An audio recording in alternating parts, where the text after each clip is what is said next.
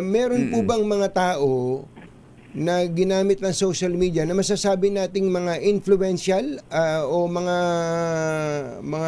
normal na tao lang, mga common tao lang? May position sa gobyerno. Position sa gobyerno, sir? Hindi ko na muna siguro babanggitin, ano? Pero yung mga nakita ko naman doon, mga usual na nagsasalita sa social media. Hindi ko naman masasabi na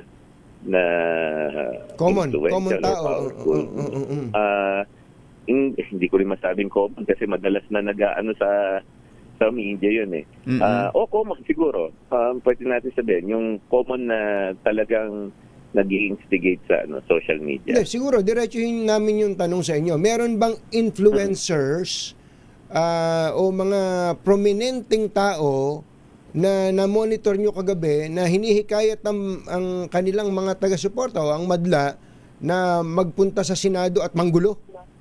O kaya pasukin ang Senado? Siguro yung isa dito, yung mga kilala natin na nasa yung nag-try mag-organize dati yung isang rally, nakalimutan ko na yung last year na mga rally, yung mga usual names na nandun, yun din yung mga nandito eh. Tinitignan ko yung listahan ngayon, wala naman yung masasabi natin na personality o celebrity. Hindi naman ganun. Ano pong sample ng mga sinasabi, Secretary, na sa tingin ninyo hindi maganda at hindi karapat-dapat? Well, yun na nga, yung magpuntahan sila sa Senado, tapos pasukin. Tapos makigulo. Oo, tapos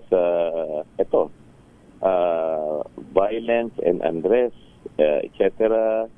Ito, binabasa ko yung report kasi mainit-init pa to Napadala sa akin ng CICC, yung latest Titignan ko lang dito yung medyo pwede kong i-share. Sige po. Sige po. Palo ako Sige po. Ayun, karamihan ganon. Pasukin, makigulo, magdala ng pamalo, yung mga ganon. Pinagdadala pa ng mga pamalo? Meron, may isa na ganon. Yun. Pero yun lang, act of going there and makihalo at ini-incite mo na yung tao hindi na pwede yun.